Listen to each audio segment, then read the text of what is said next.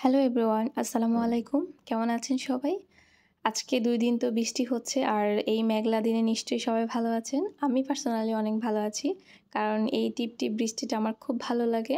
রিমঝিম এই বৃষ্টি দিয়ে আজকের ভিডিওটি শুরু করছি। আর আজকের ভিডিওতে থাকছে আপনাদের সবার রিকোয়েস্টেড একটা ভিডিও। কারণ অনেকেই কোয়েশ্চেন করেন যে আপু আপনি যে গ্লিটার ইউজ করেন ওটা কোন ব্র্যান্ডের বা ডিটেইলস একটু ভিডিও চাচ্ছিলেন আপনারা সবাই।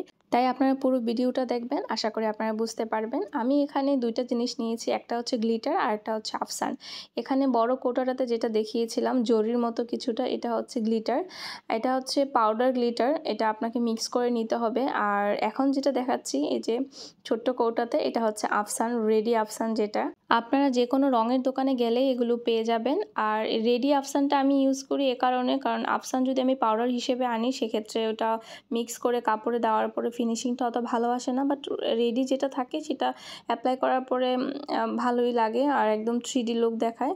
এই যে আমি এখানে একটা ছোট্ট কাপড়ে করে দেখাচ্ছি। আর যদিও আপনারা এর আগে দেখেছেন আমি বিভিন্ন ডিজাইনের উপর দিয়েছি এই আফসানটা। এটা গ্লিটার না, কিন্তু এটা আফসান। তবে আমি যে কৌটাটার ভিতরে আমি আফসানটা নিয়েছি এটা একটা 3D গ্লিটারের কৌটা ছিল। এই যে ছোট ড্রপার যেটা, এটা খালি হয়ে যাওয়াতে এটার ভেতরে আমি রেডি আফসানটা নিয়ে তারপরে এই কাজগুলো করছি। আপনারা যে কোনো এরকম যদি খালি কোথাও ড্রপার পান সেক্ষেত্রে আপনারা ওইরকম ড্রপারের ভিতরে নিয়ে কাজ করলে একটু ফিনিশিং ভালো আসে, খুব দ্রুত দেওয়া যায়। বাট তুলিতে করে দিলে অতটা ভালো লাগে না এবং তুলিতে লেগে থাকে একদম। আমার কাছে মানে সুবিধা মনে হয় না আর কি। আপনারা যেভাবে আপনারা সুবিধা মনে হয় ওভাবেই আপনারা কাজ করতে পারেন, কোনো সমস্যা নেই। এখানে আমি যে কৌটাটাতে আফসান নিয়েছি ওটা মেবি 100 গ্রামের কৌটা ছিল, অনেক দিন আগেই এনেছিলাম এবং 100 গ্রামের দাম মেবি 100 টাকা নিয়েছিল। এটা অনেক দিন আগেই এনেছি তো, আর এটার প্রাইসটার কথাও আমার মনে নেই। তবে আপনারা ঢাকা নিউ মার্কেটে যেখানে রঙের দোকানগুলো আছে ওখানে গেলে এগুলো পেয়ে যাবেন। আর একটা বিষয় আপনাদেরকে বলি, অনেকেই আমাকে মেসেজ করেছিলেন যে আপু উঁচু উঁচু হয়ে থাকে কেন? এটা আসলে আমি যে ড্রপারটা দিয়ে ইউজ করছি এই ড্রপারটা দিয়ে অ্যাপ্লাই করার জন্যই আসলে এটা উঁচু উঁচু থাকে এবং অনেকটা 3D লুক দেখায়। কিন্তু আপনি যদি তুলি দিয়ে অ্যাপ্লাই করেন সেক্ষেত্রে এই উঁচু উঁচু ভাবটা থাকবে না, একদম ফ্ল্যাট হয়ে যাবে। তখন মানে 3D লুক দেখাবে না। তো আপনার যেভাবে সুবিধা হয় ওইভাবে আপনি ইউজ করতে পারেন।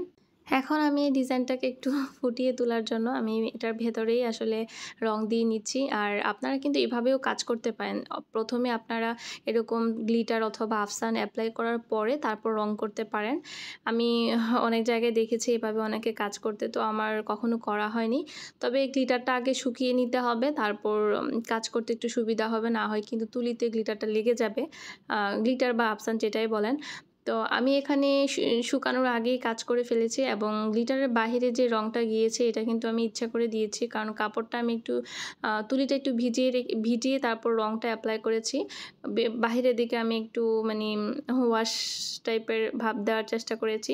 তো এই হচ্ছে আমার ডিজাইনটা। আশা করি আপনারা পুরো ভিডিওটা দেখে বুঝতে পেরেছেন যে গ্লিটার কোনটা আর আফসান কোনটা। এখন আপাতত আপনাদের কারো আশা করি কোনো কনফিউশন থাকবে না।